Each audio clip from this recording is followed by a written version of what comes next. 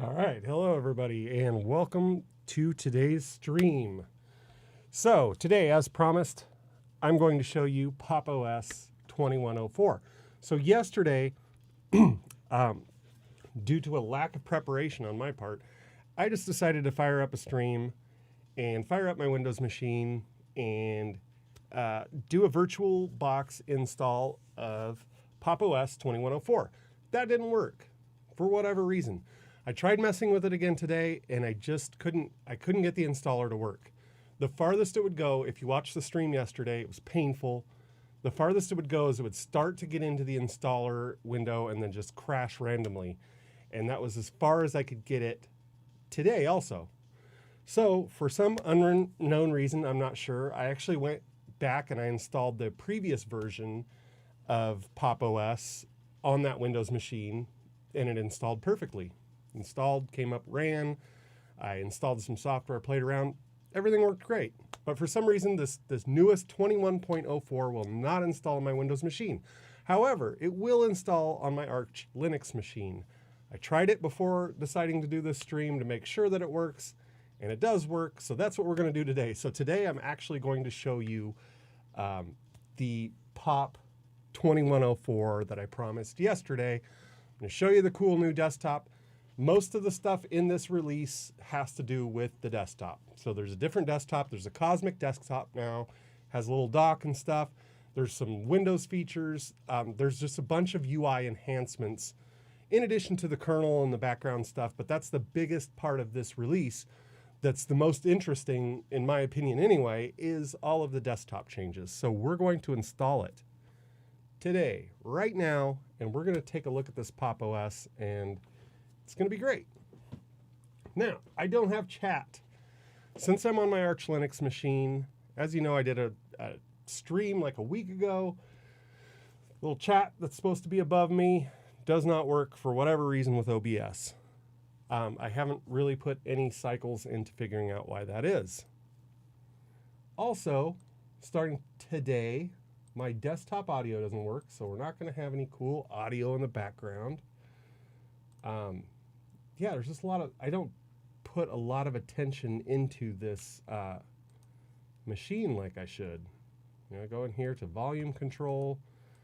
I select the audio card that I want to use. I don't need any of these things. Also mixer. Theoretically, this should work. But my desktop audio does not work. Oh well. I mean, I could connect it to a device, maybe. I don't know. Not the biggest deal in the world. Actually, I could check my Chrome settings really quick, see if there's something in Chrome. Or I could try the Spotify app. Maybe the app itself will actually play. I will try that really quick. We'll do it live.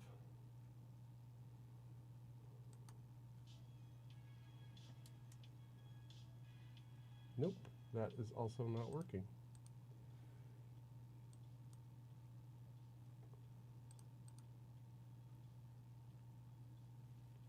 That is quite interesting. So this thing's my default sound card. It's trying to actually use the Focusrite for audio output, which I do not use for audio output. However, for whatever strange reason, that's what's happening right now. So let's just start installing here. So I've got VirtualBox open here. This is VirtualBox running in Arch Linux. Pretty much identical in functionality to the VirtualBox that I was using yesterday in Windows. However, this one I was able to get Pop! OS working. So this is Pop! OS 2104. We're going to select Linux. We're going to select Ubuntu 64-bit. Now this one I'm going to do the same thing as yesterday. We're going to give it a GABA memory. We're going to say 16 gigs of RAM. Create a virtual hard disk, dynamically allocated. I'll give this, I don't know, 50 gig. And then, just like I did yesterday, I like to give it a little bit more CPU for the install process, so the install doesn't take as long. So we'll give it 10 CPUs, 16 gig of RAM. Everything else here should work properly. And for my storage, I will add, there it is, Pop! OS 2104 AMD. We're using the Intel version, not the NVIDIA one. Let's go ahead and fire it up. It's going to ask me to select the boot device, which will be 2104 Intel again, and we will start the install process.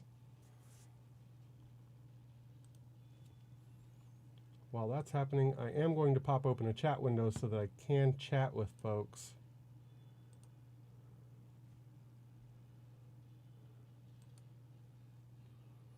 Open in browser.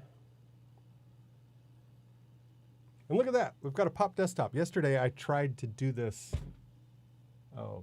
for a long time. Here, we'll put the chat right here next to it, as if that's how you're supposed to do it. So we've got the installer here. We'll select English, United States. Oh, and I'm going to change the settings a little bit. And we're going to change the display so it's a little bit bigger, because the display that comes up is like 640 or something. So let's give it, let's go 1280 by 800 for now. There we go. Now, so we can at least see the buttons to click them. I'm going to select English US, default. And then we're going to do a clean install, because this is a virtual machine, doesn't have anything else on it. We can erase and install. I'm going to put in my name. I usually just put my username as Jeremy so that the paths aren't long. I'll come up with a semi-secure password here. Now, here's something that's important to note. This is where you can encrypt your drive. Since this is a virtual machine and it's just something I'm playing around with, I'm not going to encrypt it. However, if you're going to install this on your machine, like on a real machine, on a real, I'm going to close this down since it's not working anyway. So if you're going to install this on a real laptop, real hard machine install, encrypt the drive. Definitely encrypt the drive. It doesn't make a huge difference in performance. It keeps your stuff safe. It's just a good idea. But since this is a virtual machine, I'm not going to encrypt it today. We're just going to let it install as is. As you can see, this installer is like super fast.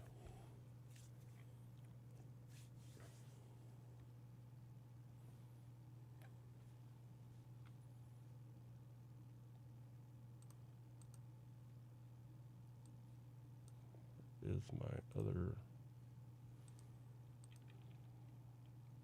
window here. And once again, I may not be on LinkedIn today because I have my streaming set to 60 frames a second. Oops. But I'm just doing a quick tech check to see, make sure that I'm online here.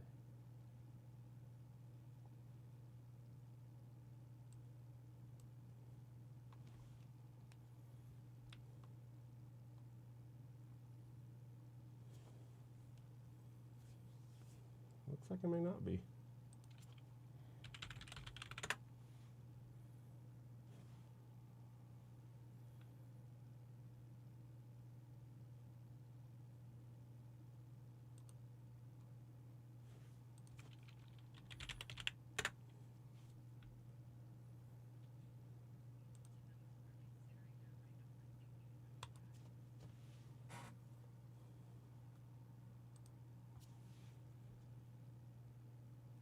All right, I'm online on Twitch. That's all I care about right now. This is live and being watched somewhere. Okay, so we're already installed. like minutes. And this is how it was on my laptop too. My laptop has 16 gigs of RAM, has an i5. It's not a powerhouse, super wild gaming machine, and it installed super quick also. So we'll go ahead and restart that.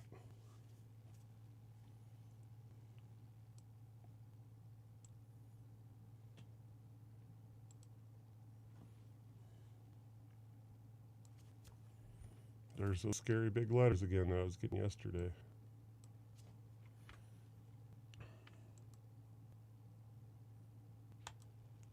Probably just power off the machine completely.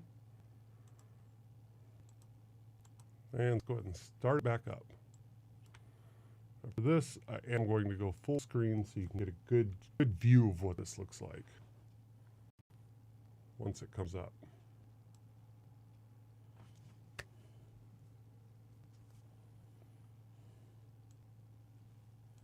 There's me. Enter my password. Ta-da, there's a welcome screen.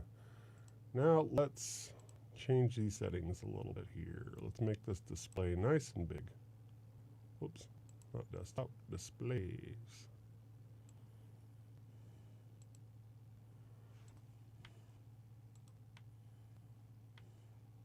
Actually, I think this is bigger than my monitor. Revert settings.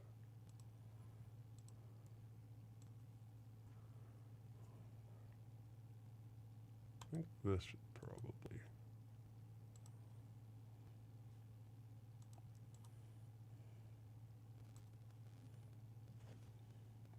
So this is pretty close to full screen here.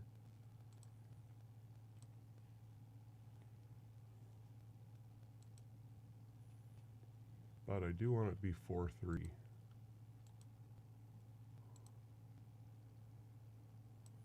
So work with me here while I try to find the one. I think this should do it.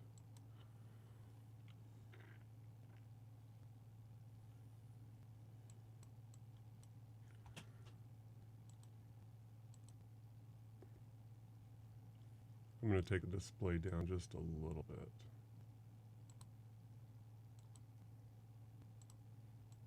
There we go. Okay, so got typing. I'm going to do English US. Now here's something cool. This is the dock, and of course you can change all this later, but it does it right in the beginning for you. This dock is just like another operating system you may be familiar with, and you can have it so there's no dock, or it extends to the edges, or doesn't extend to the edges. I don't know why, but I like it when it doesn't extend to the edge. So I'm going to select that. Now we can do the top bar, and that's this bar up here. I don't like working with workspaces. So with workspaces, you can jump from screen to screen. It's a Linux thing that they've been doing for decades, and I don't like it. So I'm going to not show that button because I don't really care very much about that particular field. And then open switch from launcher. You can use gestures and location services, all this kind of stuff that you'd expect from every operating system out there. Connect your online accounts. I never do that. So now we can click and start using Pop! OS. Ta-da! Here's the desktop. Here's our application. We're going to go back into settings because I don't see my dock, so I'm guessing the display is wildly off the screen. Let's try this. There we go. So this is a little goofy. And this was something I mentioned during the stream yesterday. With VirtualBox, you have a video driver in there. Right now I'm using the SVGA driver, I believe, and it just... yeah, it's not that great. But if that's all you got, here we go, we'll jump at it real quick. And I'll verify that's what I'm using for display. Yeah, VMS VGA, not that great. And with some versions of Linux, I just can't get true full screen at the exact resolution that I'm running right now. So this is pretty close. This at least will show you what this operating system looks like. Now, you can check out some of this stuff. You can do fractional scaling, which is kind of cool. We can do, let's see. There's our dock. I just kind of wanted to show that dock there. And you can do show workspaces, which, like I said, basically workspaces, you just duplicate your desktop. You drag some windows onto some desktops, and you can switch between those desktops. It's really cool if you're like doing one thing with a set of applications and then another thing with another set of applications, but I don't use it very much. So I don't really care very much. And we have a launcher where we can just type in whatever. That's kind of cool. And then show applications. This is what I have installed right now. Let's go to our pop shop. You can see we've got some operating system updates already, which is cool. This was just released very recently, so that shows that they're working on it as we speak. So we'll update all of this stuff. Actually, I don't care about the LibreOffice stuff. I'm not really going to use it. We'll just do our little pop shop updates. Now let's look at some of the settings that you can do here. And there's a ton of cool settings. So here's your super key action. Now your super key action is like the Windows key or the Apple key, whatever. With mine it says Win on it on this particular keyboard. But you can change that. I'd like it to do applications. Can enable hot corners. And we turn the Workspaces button off. And you can see up there, right up there in the corner. We could also turn the applications button off, but I like the applications up there. The date and time, you can have it center, left, right. I generally have it in the center.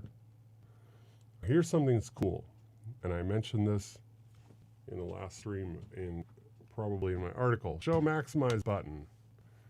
Show minimize button. Now it's just like Windows. That's one of the things I like about Windows, not gonna lie.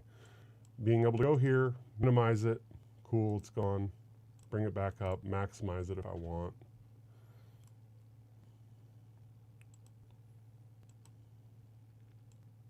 Kind of cool. We can maximize it. It's one of the things I don't like about OS X is you have to manually drag each of these over to get this maximized window experience, you know? So if we bring up Firefox here, let's see, we're installing operating system updates. Bring up Firefox, you know, sometimes I just like it maximized. And with Mac, it feels like you have 100 windows that are all like over here and over here and here and here, and you can't just maximize it. Because if you maximize it on a Mac, then it's full screen, takes over everything. That's just one of my nitpicks about that particular UI. So I like the fact that we have minimize and maximize on here. And we can go to Firefox and do whatever Firefox is. This is kind of a cool, I actually haven't seen this logo yet. It says Furniture Designer, Soraya Osorio. That's pretty cool. So what other kinds of settings do we have here? We have background. I usually stick with something like this, you know, something cool with stars. Big fan of stars. We have the Unleash Your Potential wallpaper, which has been around for ages. This one looks new. I don't remember this one from the last Pop OS. Kind of cool. I think I'll probably go with the stars here. And then we have appearance. We've got dark mode and light mode. So if you look at light mode, you know, it's one of the things that everybody argues about day and night. I like dark mode. So now we can do a little bit of options with this dock here. So as I'm looking at this dock, I prefer them to be a little bit smaller. So you can say dock size small, like that. And here's enable dock, disable dock. So if you decide, I don't like the dock, I want to go back to the old way, you can go this way. But here's the dock. Here's what it looks like extended to the edges of the screen. And as I said earlier, I don't know why I don't like that. I don't know why that just feels weird to me, but you can do that. I like to tighten it up like that. I think it makes it just a little easier to look at and identify. I can pull that Workspaces icon out. I'm not going to use Workspaces. I can pull Launcher out if I want, but I will use Launcher. And you can show mounted drives, even though I don't see mounted drives in there. You can even remove the applications, which I'm not sure why you'd want to do that. You can do intelligently hide or always hide, so the dock is always hidden. And of course, if you have multiple displays, you can show the dock on one display or the other. Cool, right? These are pretty good settings for this stuff. This stuff like feels really good to me. If you like really want a large dock, or I mean, you could just go ham with it and go all the way up to 128, looks like, which is not great. This is probably around the size I would have the dock on mine. You can do it along the left side. That kind of makes it feel a little more like GNOME 3 again, Ubuntu. Let's see, along the right side. I don't know anybody that does that, but you could. Or on the bottom, which is where I'll have it. Now here's some of the Workspaces stuff. I said I don't really use Workspaces, but if you do, they are available there. Let's check our pop stop. Oh, we've got some cool stuff for VirtualBox, so I'll install that. Also, if you install the Guest Editions CD on a lot of this stuff, you'll get some additional video settings also. That might fix a problem right there. So let's see, we'll do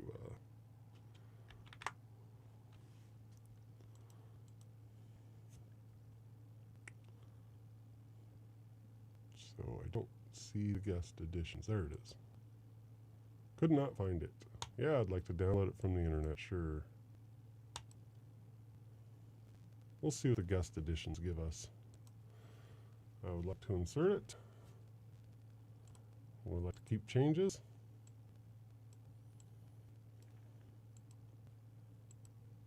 We'll go back to this.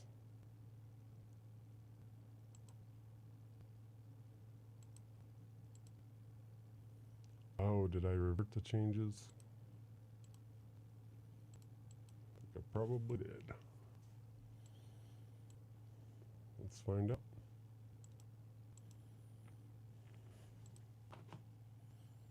Nope, we do have the Guest Editions.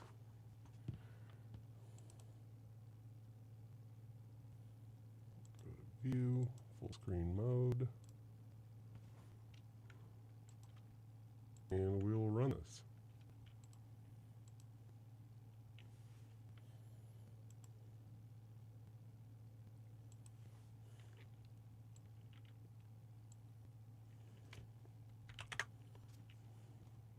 See if I can figure out where this is mounted. Media Jeremy.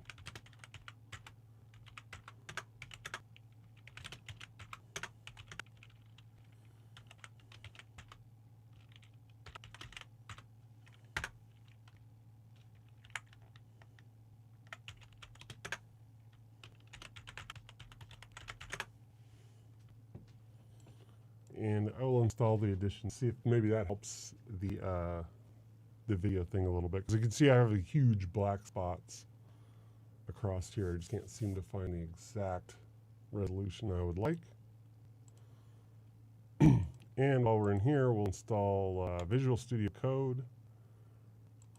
Now, as you can see, we have Flatpak and deb files. I like deb files a lot. Generally what I use. Flatpak, I haven't gotten used to. Haven't gotten really into that yet.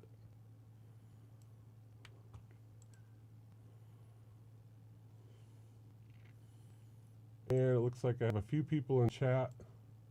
Oh, today's a day that I'm glad that my chat isn't working. This is what's in the chat right now. I've got 3 people, for whatever reason, want to become famous by followers, primes, and viewers. Don't ever buy Twitch followers. My goodness. That's if you're going to take anything away from today's stream, do not buy Twitch followers.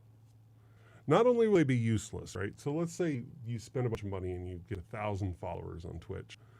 They're going to be useless, right? They're not following you because they want to follow you. They're following you because they're a fake account that somebody's created that you're purchasing to follow you. So they're useless. They're not actually going to change any of your numbers. They're not going to watch your stream. They're not going to do all that. And you're also going to get banned from Twitch because Twitch is going to look for those. If they're not looking for it already, yeah, don't buy followers from Twitch. Sorry, H. Rennan, Baseball, all these people. I'm not going to go to your website and buy Twitch followers. That seems ridiculous, but here it is. So we're going to add this to favorites because Visual Studio Code is my favorite.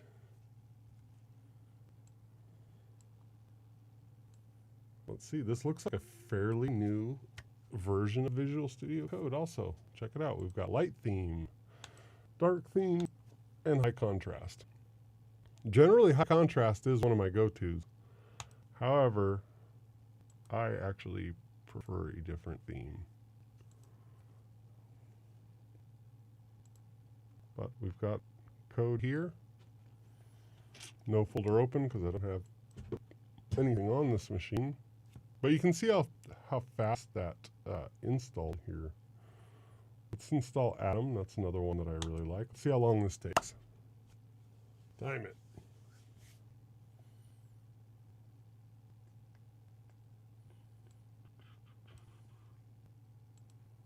This may be a relatively short stream today. Mostly because I just kind of wanted to show off these, you know, little UI enhancements. If you look at this UI, this looks a lot like Mac OS, right? You've got some little stuff here on top, but you've got a little dock down below. Oh, that's pretty cool. You've got some of the common like GNOME 3 style Pop OS windows here. And look, Atom has been installed. So what I'm probably going to do with this machine is actually try to set it up like a developer machine. And yeah, probably set up and just play around with it a little bit. Let's install Go, shall we? That's something cool that we can play around with.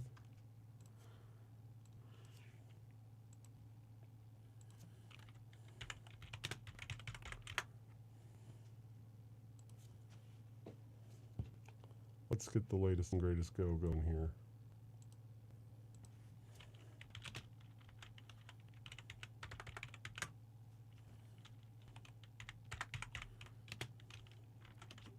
Make your source.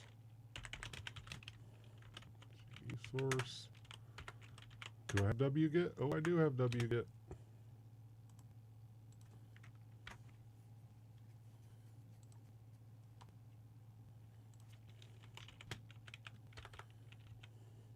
VZF. Go, and that's right. We want to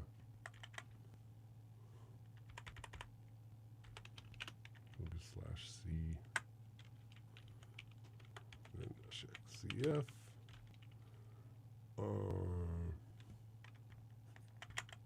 I got my things. We want to create it in user local. Then -XCF. Then got to sudo that.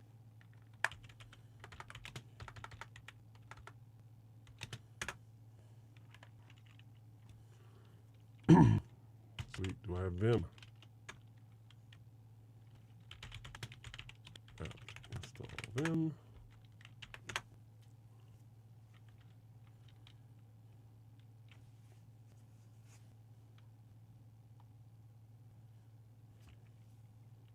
Sweet.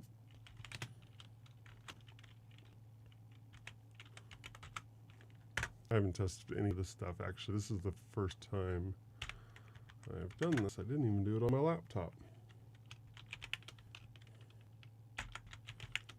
Path plus user. Local go bin.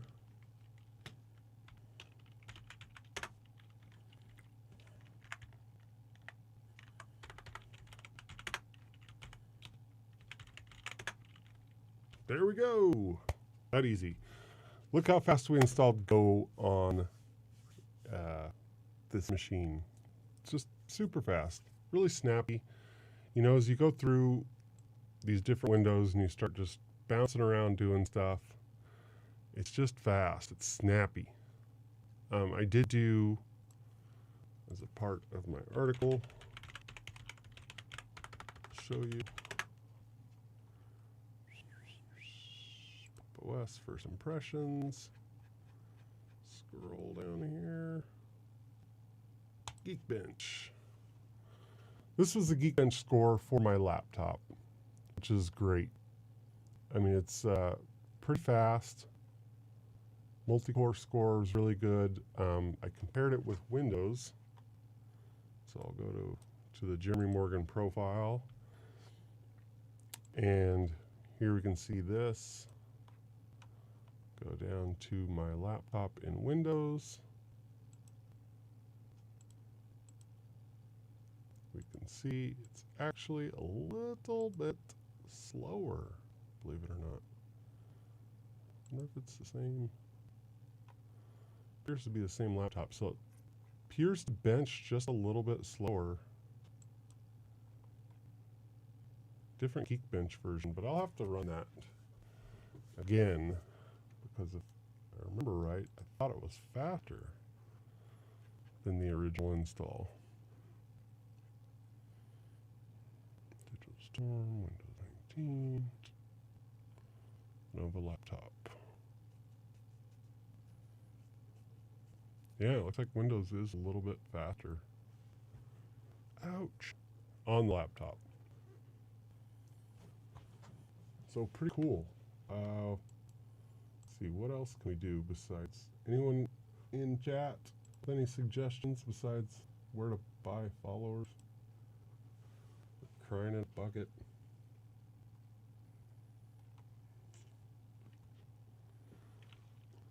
Install Node.js.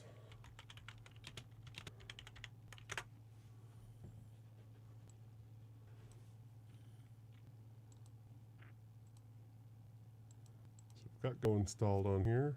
We can even install GoLand. Some of the JetBrains stuff is in here, I've noticed. Check that out. It's only available via Flatpak, but it's available. Let's install GoLand.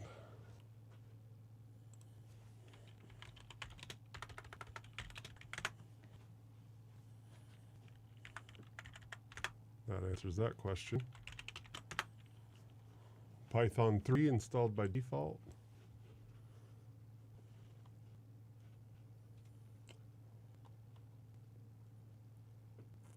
And we're going to, let's see.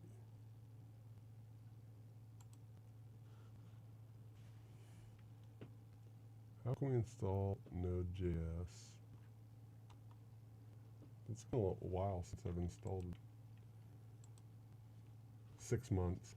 Right. I'll just go back to my own article. Oh, Node.js and NPM. That's right. They are packages.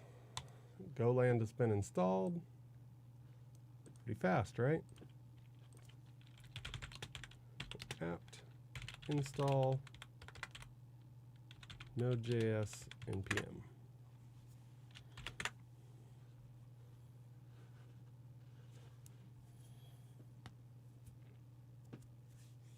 You can see just how fast this goes. I do have a lot of CPU power devoted to this machine. I probably should have scaled those back a little bit.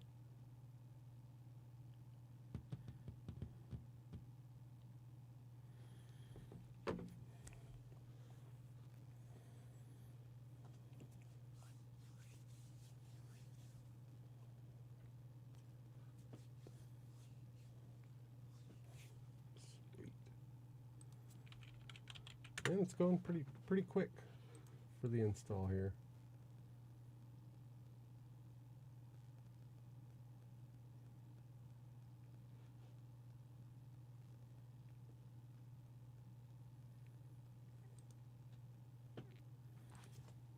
Sweet.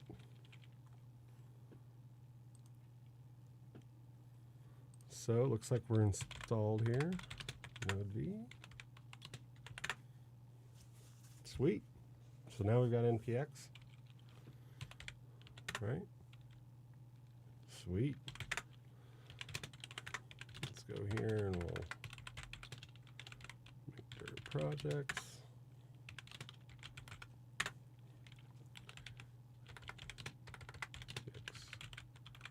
We'll create a React app.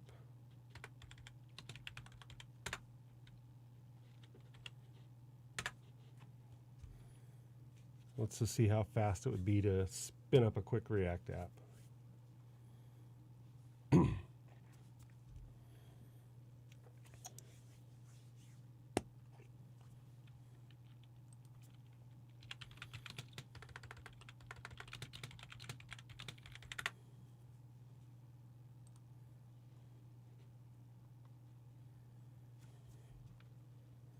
Not too bad.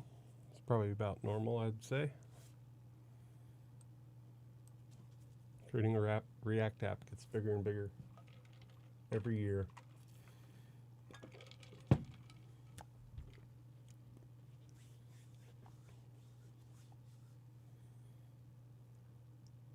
we're almost there. Actually, I would say the only thing missing for being a front-end developer who's 100% in Linux, the only thing missing is Photoshop. If you use Photoshop as a part of your job as a front-end developer, GIMP is okay. It's not the greatest.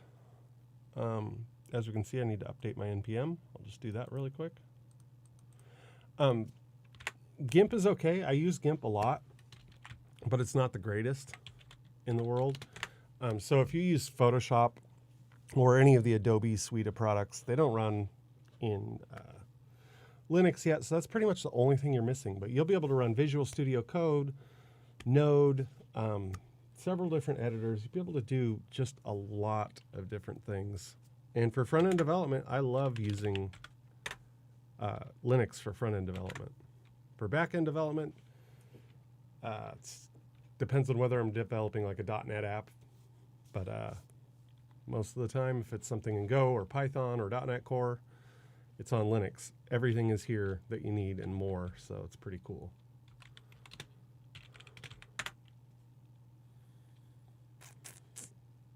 Did I forget the command to start this up? npm start.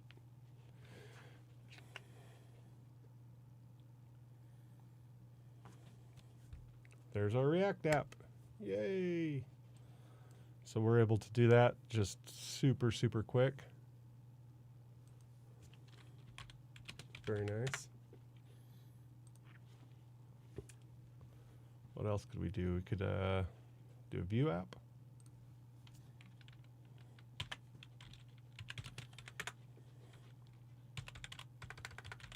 Sudo, because I keep forgetting to do sudo for everything. G. Is it view? Install a Vue CLI, fire up a Vue app. So these are some things I'm looking for feedback from my streaming audience. Let me see how many people I have on right now. 24, 23, 23 people. If any of you are watching this and you watch it regularly, let me know what you'd like to see me do. It's kind of weird. So when I write articles for jeremymorgan.com, Raspberry Pi, every single time, every single Raspberry Pi article goes through the roof.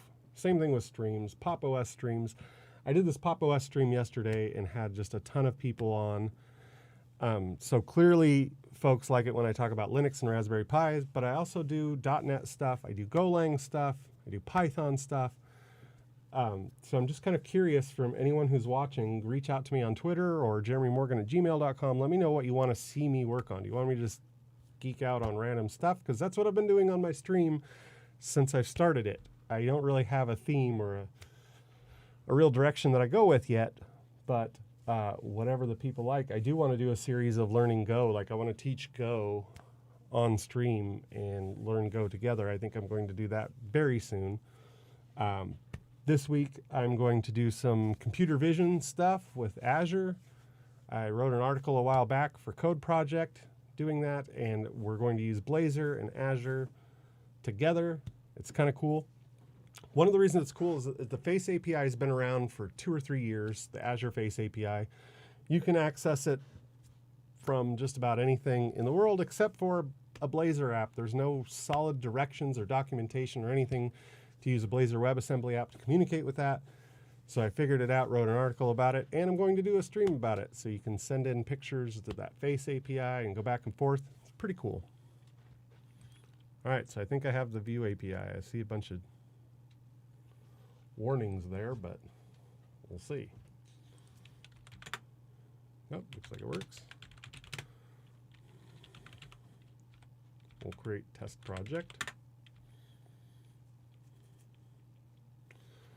So for this one, I want View 3. Also, I might do some View stuff too. I just recently released a course with Pluralsight on deploying View static applications. I show you how to deploy it to all 3 big cloud providers and a couple of not big cloud providers, Netlify and Vercel. If you ask me which one I prefer, I would say all of them. Every single one of them had a good, smooth experience, great performance. So if you're wondering which cloud provider to deploy your View application to, unfortunately, I'm going to say whatever one you want. Because they're all good.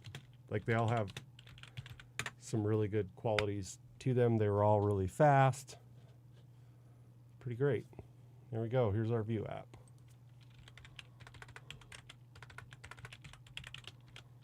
Localhost 8080. Ta-da! Quick and easy. So, what more can I say before I end the stream? Pop! OS for me, so I started using Pop! OS a couple years ago, and I always just kind of played around with it.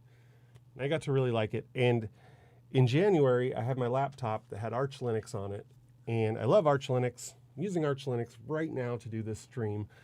However, Arch Linux it's very performant, it's very customizable, but you just kind of have to you have to do a lot of maintenance. You have to do a lot of upgrading. One of the things that was frustrating is I did a Go course on my Arch Linux machine. And if you're recording courses, you want everything to be consistent, right? Well, I kept getting that stupid updates are available button, and sometimes multiple times a day. So it'd be grayed out because I did all my Arch Linux updates, and then I'm filming and I'm running along coding, and all of a sudden, bing, you need updates, bing, multiple times a day you have to do software updates. Now that's, if you're into that kind of thing, that's the whole reason you would use Arch Linux, is you want those rolling releases. You don't want to do like what we're doing exactly right now, which is installing an entirely new release of software. If you're using Arch Linux, it's because you want the rolling releases, you want the latest and greatest of everything constantly rolling into your OS all the time. There is no Arch Linux 1, 2, 3, 4, anything like that. It's just one version continuously going, but I got tired of the updating. And then, of course, when the updates break, so you're using your Arch Linux machine, you're writing some code, doing some stuff, and you're like, oh, I'll do this update. Then you run the update, things break. Okay, cool, I'll figure out what broke. I got really good at it after using it for 10 years. Using Arch Linux, I got really good at fixing things when they break, but it's kind of annoying when all you want to do is go back to writing code, which is what you were doing before. So on my laptop, back in January, I decided I'm just going to slate the whole thing. I'm going to wipe it and put Pop! OS on it and see if I like it. If I don't like it, I backed up everything from my Arch distro. I could just copy it back on. And I put Pop on there and have never looked back so far. It's been really good because I can open up my laptop, and of course there's still software updates. There's always software updates. But I haven't had a single software update in Pop break everything. And I could just update it and then go on with my work because I want to open my laptop and write code, or open my laptop and learn this new thing, or open my laptop and write an article. I don't want to open my laptop and configure my OS every single time. So that's what got me sold on Pop OS. It just works. It works great. It's snappy, it's performant, it's fast. All of my hardware works on all of my machines. So my laptop, I've got Bluetooth, all that stuff works right out of the box. Very, very good experience. And as you can see here, this install was super quick. It's more bloated than an Arch Linux install. There's no question about it. If you're installing Arch Linux, you want to handpick every single little package that goes in there. You don't get to do that with this installer. You can, of course, go in and remove everything. You can go into some of these applications and be like, I'm never going to use weather, so I'll get rid of weather. But it's an extra step. And honestly, I don't care that much about bloat on my laptop because, as I said, it's a tool. Just going to open it up, write some code, commit it, out the door. Don't really care. So I've used Pop OS since January, and then I just upgraded it to 2104. I love it. I love these new UI controls. These things are just very easy to use for me. So I immediately got used to this new dock from the old dock that was in 2004. This new dock and the new window layouts, you can do cool stuff like this. Oh, now it's not going to work. You can split and tile the windows, which maybe I have a tiling setting wrong or something. There we go. For some reason, Visual Studio Code doesn't. There we go. So you can do stuff like this, right? Where you've got one window here, tiled together. That's pretty cool. This UI helps me be really fast. Like I said, when I jump on, I open up Visual Studio Code, I open up terminals. I always use multiple terminals. Open up a web browser and just start going. And sometimes I'll sit here and write code here in Markdown. And then on the other side, I have a browser where I can watch it and just sit there and, rip through an article, rip through some writing. I really like it. So here's the reasons why you may want to use Pop OS 2104. You want performance. Actually, first of all, you want to get into Linux. So either you're a Linux user, you want to try a new one, cool new one to try, or you've never used Linux before and you want to try it. That would be reason number one to try Pop OS. Because even if you know nothing about Linux, even if you don't even know how to pronounce it, you can install, as you've seen in this stream, you can install it with just a few clicks. If you know what language you want to speak and what your location is, and you can just go and install it. So that'd be the second reason. Super easy, super painless. If you want something that has great performance, Pop OS has excellent performance. If you want something that just works, and that is the biggest reason why I like it, is everything just works. It's a complete ecosystem. Now the reason for that is commercial support. So we'll go here, and I will give you the standard disclaimer. I do not work for System 76. Not being compensated in any way. In fact, they haven't even contacted me or asked me to talk about this. This is just something that I've done on my own volition. And System 76 is a company that sells laptops, desktops, as you can see.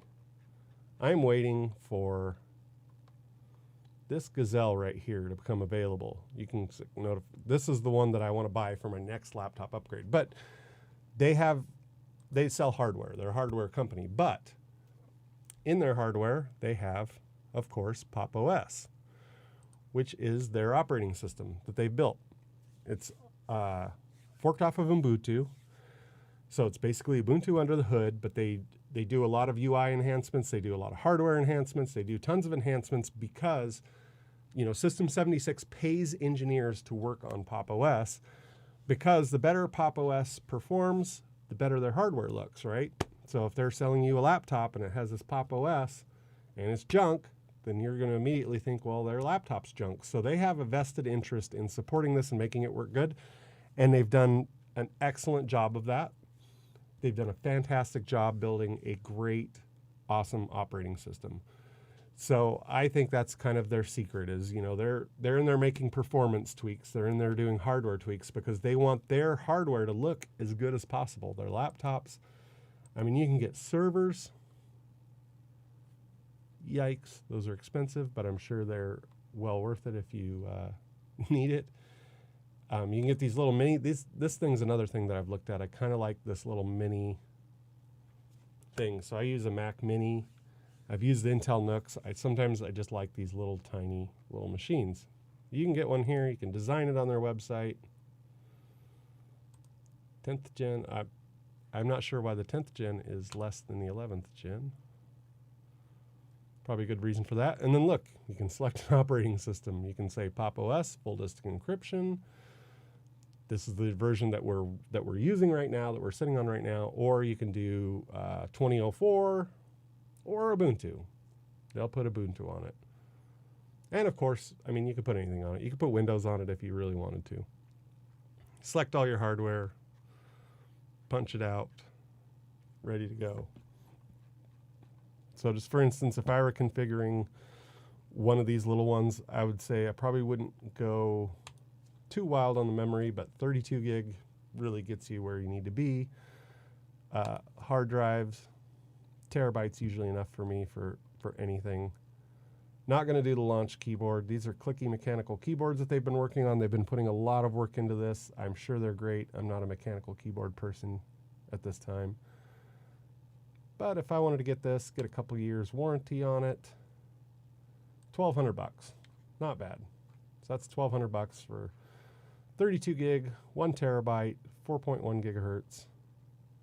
Looks like they have an i5 that's a bit faster. That's probably the better way to go for $1,345. And it comes with Pop! OS on it with support. So the cool thing about this is if you're running into a problem or something's not working, you can just call up System 76. So anyway, that's about all I have for this stream. I'm just glad I was able to actually install it and get it working. Because yesterday I struggled and fought with it and could not get it working in Windows. I was able to get it working, as you can see, in Arch Linux. Works great. Even though my sound and everything doesn't work in Arch Linux, but that's fine. You know, we went through the install, we changed some of the settings for the appearance, the dock, things like that. Kind of got it dialed into where I like it. Then we installed, you know, Visual Studio Code, we installed Golang, we installed Vue app, React app, all that kind of stuff. All super easy stuff. This is like developer heaven in this operating system because it just stays out of your way and everything works. And it's great. So if you have any questions about this, any comments, anything like that, feel free to hit me up. Follow me. If you're watching this somewhere other than Twitch, follow me on Twitch, Jeremy Morgan, twitch.tv/Jeremy Morgan, because I'm going to be doing more and more on Twitch. I'm going to be, as I said, I'm going to set up a Golang how-to thing. I'm going to do regular geek out stuff like this. Coming up this week, I'm going to do that Azure face recognition. I'm going to process some of the data from my hot car project where I put a Raspberry Pi outside and then I put a Raspberry Pi in a hot car. We're going to put all of that data into a single data set and analyze it a little bit. So we're going to do all that stuff on stream. So tune in and follow me on Twitch. I may not always broadcast to every medium. Right now I am broadcasting on YouTube, on Twitter, and Twitch. But in the future I may not do that. I might just go straight to Twitch. There are some advantages to only streaming on one single platform, and I may do that. So follow me if you haven't followed me already. Thank you very much for coming to my stream and checking out this wonderful operating system, Pop! OS. If you have any questions, hit me up, Jeremy C. Morgan on Twitter. I've been using this for quite a while. I could probably answer most of the questions or problems that you've had with it. Probably, maybe. At least would know where to find it. Anyway, thank you very much for joining my stream, and I will see you next time. I'm always open for suggestions of cool stuff we can stream about, so let me know.